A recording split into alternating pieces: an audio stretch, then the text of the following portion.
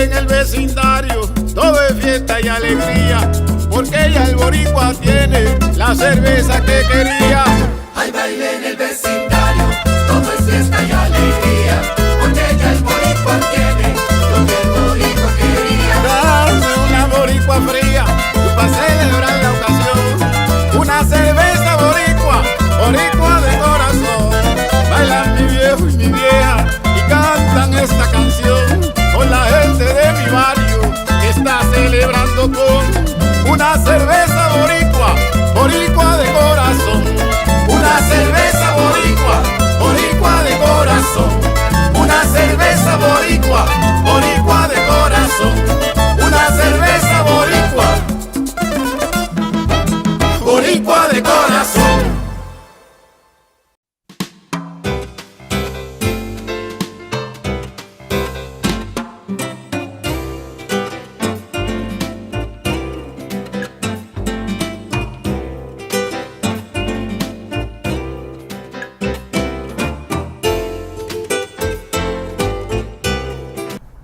Good evening and welcome back to another edition of Latina Role Models. I'm your host, Sandra Rivera, and today we are speaking with Vivian Rodriguez, who has quite the resume that I'm sure you'll be anxious to hear about. Welcome. Thank you, Sandra. Thank you for being here. So we had an opportunity to speak a little bit off camera about your background, and I would do it no justice if I try to summarize it. So why don't you tell me and the viewers a little bit about where you got your start? Well, I am a New York City detective. I retired as a first grade detective back in August of 2004 with 21 years of honorable service. I started my career back in 1983, and I became a police officer, and I was a patrol officer like everyone starts. And from there, I thought that it would be best for me for every 2 years to rotate and do something new, because I always love a challenge and I want to learn as much as I can. Sure.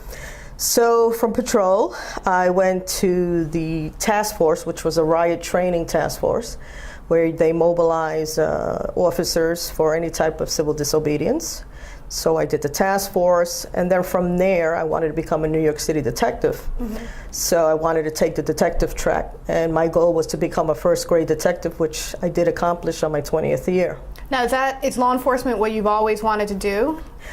Yes, I always wanted to serve the public. Okay. I've always been a public servant, and till this day I am a public servant. I'm very active here in the state of Florida, okay. Now in the political spectrum. Sure. Was it a legacy that you were coming from of other police officers in your family? No, I was the first person in my family to ever become a New York City detective and police officer. Okay. So I really had to work hard in order to get to my goal. Sure. Sure. Mm-hmm. Okay. And what kind of support or reaction did you get from your family when you wanted to go into law enforcement? You're a woman, yes. So obviously it's not as typical.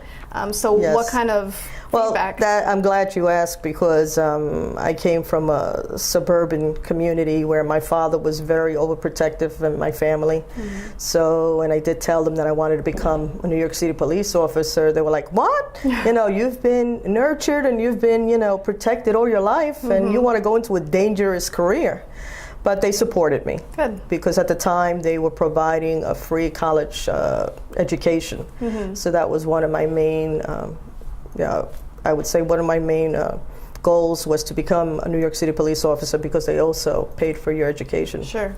And you did very well at it. You continued to be promoted and get into more prestigious units, right? Yes. As I said, I was very blessed, and I worked very hard because I was very determined. Mm-hmm. I did want to succeed because I'm very inquisitive, and I always love to find the pieces to a puzzle.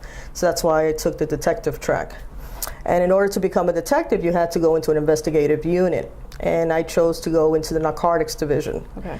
And I was an undercover officer for 6 months, and that was a real awakening, because I had to learn a lot about various drugs, mm-hmm. That I wasn't exposed to, because I was a very good kid. You know, Right. I was like the perfect child. And that's why my parents, when I told them I was going to become a police officer, they were a little shocked. So I had to learn the process, and I went out to Alphabet City, all the way up to 42nd Street, buying heroin and cocaine and all types of different drugs. Right. And I was kind of healthy looking, so I would have to use the makeup. Right. The undercover detectives, depending on what drugs you're going to buy. For example, if I were to purchase heroin, we had the makeup kit where I would have to do track marks and black Right. and blues and everything. So I learned something very new that I was never exposed to before in my Sure. life. Now, did you find that being a woman in that unit, and I don't know if there were a lot of women clamoring to be a part of that unit, did you have to work a little bit harder to prove yourself? Of course. Okay. Being a police officer, that's a male-dominant world. So at my time, especially going in the 80s and 90s, most of the men, a lot of them were military backgrounds. So they wanted to see that you could handle yourself. They wanted to make sure that they would be safe in your company. Absolutely. That you had their back. So I would find that a lot of the women, if you were on patrol on the street, like anything else, they wanted to make sure that they had the right partner and that you were Right. going to be there for them Right. in the time of trouble. So I did that for 6 months, the undercover work, and I felt that I would prefer going on the investigative side, which was making the arrests and also doing the search warrants. Okay. So I switched over to being an investigator. And I did that for 3.5 years, and I got promoted to 3rd grade detective. Okay. Because as soon as you get the detective status in the NYPD, you automatically become a 3rd grader. And then it goes to 2nd is the next level, and then 1st is the final level. And that's based on a combination of merit, Yes, time, all merit and arrests, everything that you do in your career, Okay. basically as a detective in that unit. All right. And as you were progressing through the different grade levels, did you have an opportunity to mentor other women in the police force and try and encourage other women who held a lot of the same qualities to get involved? Yes. I was also involved in the fraternal organizations within the NYPD. I was on the Hispanic Society, on the board of the Hispanic Society. So through there as well, you would have other women officers, especially the younger officers that were coming on the job, and they would ask you, what should I do with my career? So when you were part of the fraternal organizations, you would mentor others, Okay. women and men. Sure, great. And so from the narcotics division, and then you went to search warrants and investigative crimes. During that time, you were recognized quite a bit, and even beyond that. Can you talk a little bit about that? Well, there was a sequence of events after that. I went to, there was a social club fire that occurred in New York City at the time, and they started a task force, and it was called the Social Club Task Force. So I left the narcotics division and went to that task force unit. And from there, I went to the Vice Squad, which was called then Public Morals. And I was investigating various of the crime families in New York City. And I also did Operation John, where I would dress up like a prostitute. Right. And that was a very interesting detail I'm sure. to be in. That's a whole nother episode. Right. Okay. And then from there, I had the opportunity to be in the mayor's executive protection detail. So I was with the former mayor, Rudy Giuliani, and I was part of his executive protection detail, and I was with his daughter. Okay. So that was my assignment there. Right, right. And through that assignment, that's where I got my 2nd grade status. Okay. And then following all that, we fast forward to 9/11. Obviously, you were still on the force at the time. Yes. And a detective at that time. So you had an opportunity to be put on a particular task force. Can you talk Correct. a little bit about that? When 9/11 occurred, of course, I was working there because I retired back in 2004. But my involvement with 9/11 was basically on the covert intelligence side. And it was very interesting because the night before 9/11 occurred, I was part of a protective intelligence unit where we did assessments. And I had received a bulletin from the State Department saying that Al-Qaeda was looking to attack the United States, but we didn't know that it would be within the United States because usually most of the attacks happen abroad in U.S. embassies. Right. So that when 9/11 happened, when I saw the plane hit the tower I knew that that was the attack. It just took the intelligence community and the law enforcement community by surprise because no one expected an attack within the United States. Sure.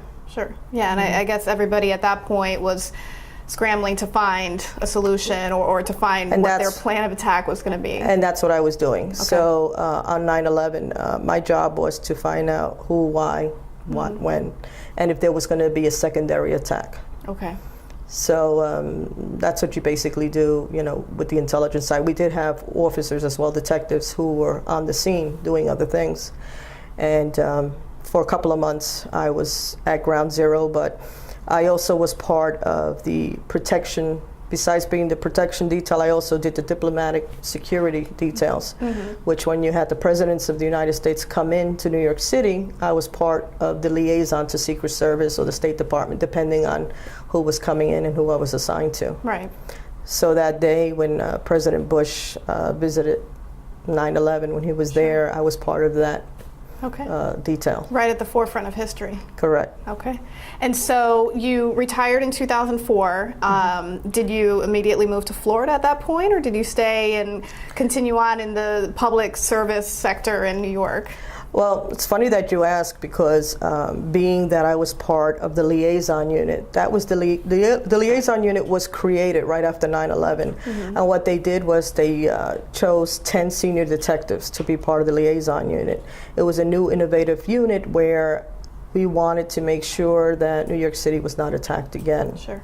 So they had New York City detectives dispatched around the world for real-time intelligence, and I was part of that unit. Wow, okay. So on my 20th year, that's when Commissioner Raymond Kelly, I got first grade detective status. Right. And I stayed an extra year because I got my first grade on my 20th year. Wow. But being part of the liaison unit, it was very interesting because I would do assessments, or I would do briefings for the Commissioner of Intelligence.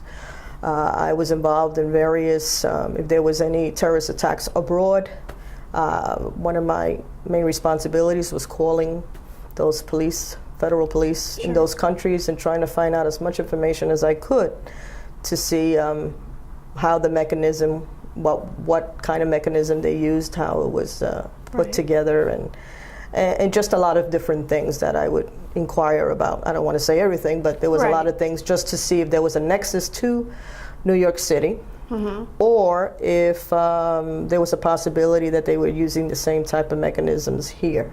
Right. You know, so that was a pretty prestigious assignment with very critical needs at the time. And were you,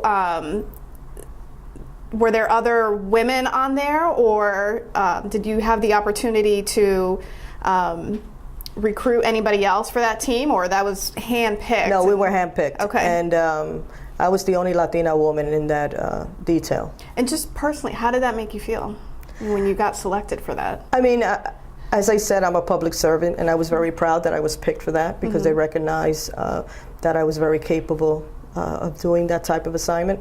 So I just wanted to be part of a team that was going to disrupt any type of future, terrorism activity here in the New York City area, because I lost a lot of good friends, comrades, and it was a very dark day when that happened, and so many funerals that we went to, and it was just a day that I wish never happened. Right. So I felt, that there was a need for a unit like ours to try to prevent that type of attack ever occurring again in New York City or anywhere. Right. Because 9/11, I mean, there were 3 locations that were hit. Right.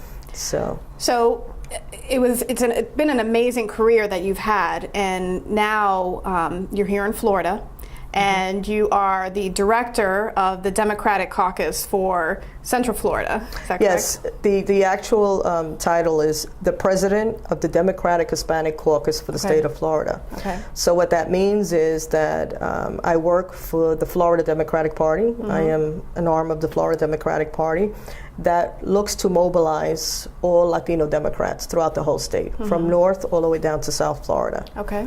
And the way that works is that the state, we oversee, we build chapters in every county. So we have chapters in South Florida, for example, Miami, Palm Beach, and Broward. three active chapters because it's a heavy populated Latino communities Right. there. We have mostly all of Central Florida, from Hillsborough all the way to Brevard.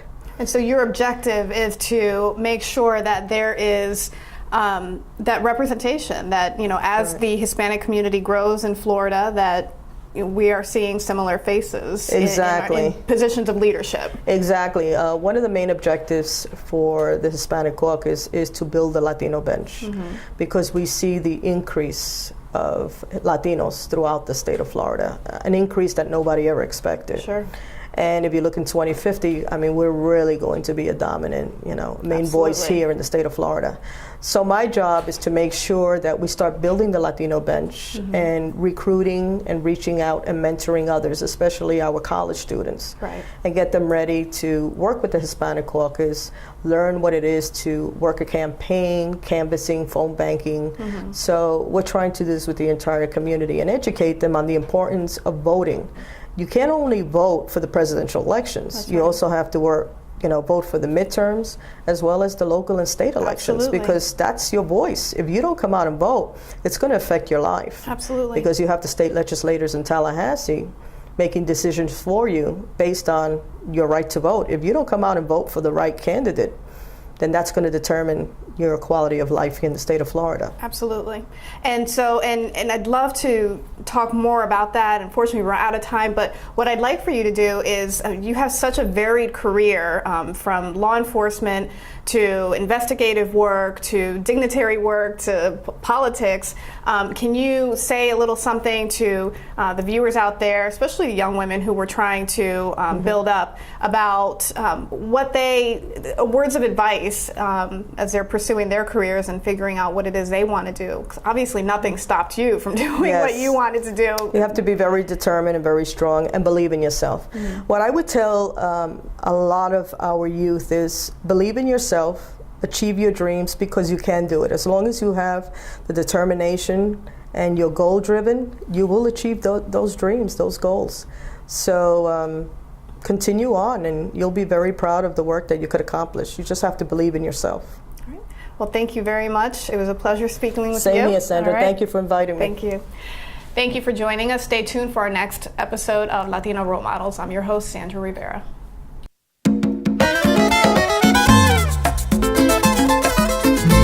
Hay baile en el vecindario, todo es fiesta y alegría, porque ya el boricua tiene la cerveza que quería. Hay baile en el vecindario, todo es fiesta y alegría, porque ya el boricua tiene lo que el boricua quería. Dame una boricua fría, para celebrar la ocasión, una cerveza boricua, boricua de corazón. Bailan mi viejo y mi vieja y cantan esta canción con la gente de mi barrio que está celebrando con una cerveza boricua, boricua de corazón. Una cerveza boricua, boricua de corazón. Una cerveza boricua, boricua de corazón. Una cerveza boricua, boricua de corazón. Good evening and welcome to another edition of Latino Role Models. I'm your host, Sandra Rivera, and today we're speaking with Annette Sandin. Welcome. Thank you, Sandra. Thanks for having me. Thank you. And you are an educator. We'll start with that label. Can you talk a little bit about how you got into the field? Well, I started teaching science in 1995. I was a biology teacher because I studied science in the University of Puerto Rico. I'm from Puerto Rico. So in 1992, I had moved to Miami. So in 95, I started teaching. And later on, I wanted to become a better science teacher, so I went ahead and did my master's degree in the University of Miami and continued teaching science. However, let's say 10 years ago, I started working with the ESC department, that's also known as the Exceptional Student Education Department in Fort Lauderdale, Pembroke Pines, and it's been a great honor to work with students with disabilities, whether they have physical, emotional, or learning disabilities. So helping them become successful in high school, in the high school setting, that's what I've been doing for 5-6 years. Now, what prompted you make that shift from a regular science class to ESE? Well, it was by chance and a personal story also. I had success with students in the classroom. I was an environmental science teacher, and for some sort of weird reason, many ESE students landed in my classroom and they became successful. So I started, you have to take classes and test and become an ESE teacher. So I did that. Also, I have 3 boys, now they are 28, 27, and 22, and 2 of them, my 2 older ones were ADD, attention deficit disorder. So I had a lot of knowledge about students that had learning disabilities because of my own kids that had disabilities. Sure. So that made me a professional in that, absolutely, area. For personal knowledge. So you had the opportunity to test for that certification. Yes. What kind of need was there in the school system at that time for those teachers? Were there a lot of potential applicants or people who were qualified to teach ESE? Teachers, the state of Florida requires that teachers have to have a certificate as an exceptional educator, and many more teachers are needed nowadays because students is what we call inclusion. They need to go into the general education class. And students that have learning disabilities, they also have to have the same opportunities as students in the gen ed class. They need to have the same requirements, have the standard diploma. So more teachers are being prepared with this certificate to teach students with disabilities. And now a gen ed teacher, let's say a science teacher, needs to have some credits, 20 credits in education for teaching students with disabilities. So yes, they need to be prepared. We're going to have more and more students included in the gen ed class, and that's the right, and we need to hope, or at least have the hope of many more communities, many more schools, to see them prosper, to see them become successful, and to expect more from them. Right. So it's important, from what I'm taking from you, it's important that students who have to deal with these kind of physical, emotional, or educational disabilities, that they have an educational curriculum that's catered towards them, but you still want them interacting with the general population of other students, because that's the real world. Like we say, there is a law, it's called the IDEA, Individuals with Disabilities Act, that is mandating for all of these students to be placed in the gen ed class, not only to receive the education that all the students are receiving, but also to have the same opportunities, like you mentioned, opportunities to go to field trips, to go to shows, to be in the cafeteria with other students, to do the same things that other students are doing, despite their disabilities. Now, you were teaching them. Are you still in that role as a teacher, or have you taken it on a different role? Well, right now, and I can say it's been a blessing. I'm in a wonderful high school, Bayshore High School, and I am surrounded by an incredible staff of teachers, and my principal, David Underhill, he is amazing, very supportive. So right now, I'm like in the guidance department. I'm what they call the ESE department head. I'm the person in charge of having that transition and communication with the teacher, the students, the parents, and the community. I write what we call the IEPs, individual educational plans, which is describing how the student learns and what accommodations, what services should be provided to every student in every classroom. So it's very important that I know who the student is, what are their specific needs, and that I can transfer that in a positive way so the teachers can use that information and use the best strategies to teach the students and help them become successful. Okay, and in your role, you have the opportunity to interact with the students a lot, obviously. Yes. And what kind of fulfillment do you get when you interact with them and see them improving like that? Well, I'm learning every day, and every student has very specific needs, and they're all special in their own way. So my belief is that they need to understand that they are here for a reason, that they have incredible potential, that first of all, they need to believe in that potential. And we need to help them find what are they good at, because we have 7 different intelligences, right? Some might be good at dancing or math or words or reading, interpersonal intelligence, being good with other people, understanding yourself. So there are many ways you can be intelligent. So my philosophy is that we are all intelligent. Let's try to help them find where is that they can shine. What is your gift? What are you good at? Let's find it and let's grow in that area. And in your experience with the students, have you seen, have you been able to witness a lot of those students find that passion or what it is that they excel at? Yeah, I have some stories from my previous school, Pembroke Pines Charter, of parents that called me and left me messages that I worked with this student for 4 years and he's becoming a firefighter. Oh, wow. A student that had to stay a little bit longer in high school because they have the right. Once they have the IEP, they don't necessarily need to graduate in 4 years because they have different learning skills. They learn at a different pace. They can stay a little bit longer, all right? So one of my students became a firefighter and he stayed a little bit longer because he was not having all the requirements for graduation. In Bradenton, in Bayshore High School, I've been there for a year and a half. I've seen some good stories. We're moving towards, moving these students towards graduation, but I'm hoping that maybe in 4 years I'll see them grow and I'll see them graduate and I'll have many more stories to tell. Now, we're talking about the experience that you have right now is with high school students. What is the current state of the system at the primary school level? I mean, are there things in place to help identify, these type of issues that maybe aren't as obvious? Yes, you're right. Actually, we start identifying students early.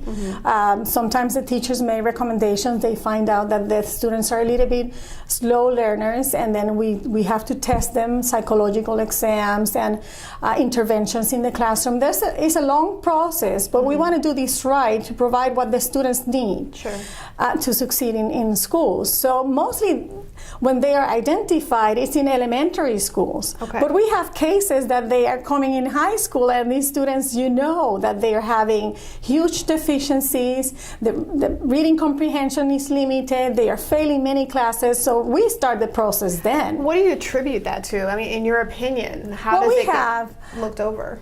We have students that are coming from many different countries, and learning the language takes a long time. For a kid that's coming to us at the age of 13, 12, it takes for them 1-2 years to learn English. And then many of them also, from many different countries, they have no education, no access to education. So when they come here, they are exposed to all of these differences, the environment, moving from one country to the next, and then trying to learn the language is one of the first things that they encounter that is pretty difficult. Sure. And I imagine, depending on the area of the state that you're in, it could be amplified even more if they don't have all the resources there. In Bradenton, it's a transient community. We have many families that move constantly. And what I've seen is that many of them have no information, they have no knowledge or understanding as their rights with IDEA, Individuals with Educational Plan. And I've been honored, and it's a pleasure for me to be able to explain in Spanish to these families, and they are like, wow, nobody ever told me this. So I'm in a very good position in terms of being able to help more people understand how important it is for us here in the United States that they can reach their maximum potential. Now, do you find in this era now that there's any kind of stigma for these parents to maybe if they notice something different about their child to bring it to the forefront or bring their concerns to administration? Does that stigma exist anymore? No, parents are more and more supportive of their children. Many more parents want these students to be included in regular classes. What I've seen, though, is that there is a huge difficulty of integrating regular students with disabled peers, and the acceptance is something that we need to work very hard on, very hard. And then is there training for teachers who maybe don't have that ESE certification to help them, I guess for lack of a better word, sensitivity training for the other students who may not understand why their peers are different? this ESE certification for every teacher, whether you teach English to science, social studies, you need that certification. Okay. And in those classes, the acceptance, sensitivity, understanding of others, it's included in their lessons and their teaching. Okay. And before we went on air, we had an opportunity to talk about the testing, and the whole issue of testing within the public school system has been all over the news. Yes. So it leads me to ask, how does that affect students with disabilities or who need special accommodations, for parents who might be wondering the same thing? Definitely. Students with special needs, they do have accommodations in the classroom. And they also have accommodations when they are doing standardized or district tests. Remember that we have many different tests that they need to take. So accommodations are also provided in tests. Even if they are taking the SAT, the standardized assessment test for college entrance, they will have accommodation